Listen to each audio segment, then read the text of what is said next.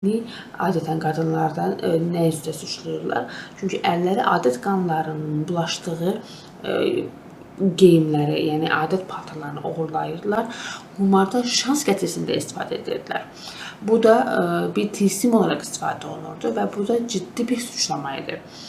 Yəni məhkəməyə gedib bunun suçlamasında bulunurdular ki, ərim mənim adət paltarımı şans gətirsin deyə qumarda istifadə edirdi.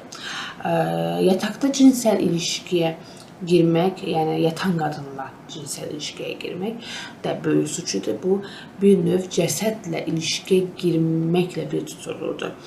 Və yaxud da ki, bu qeyd etdiyimiz kimi, bu məməni əmmək, qadın məməsini əmməkdə və ya günün hər hansı saatında olsun, fərq etmir. Bu, yetişkin rolu ilə uşağın rolunu bir-birinə qarışdırmaq deməkdir. Və bu toplumlarda bir qadının adət qanunun bulaşdığı, çirkləndiyi çamaşırlar elə-belə bir bez parçası sayılmadı, bir gücü təmsil edən, həmin caduda mənfi, müsbət, qara və ya da ağ caduda istifadə edilə biləcək möhtəşəm bir gücü təmsil edir.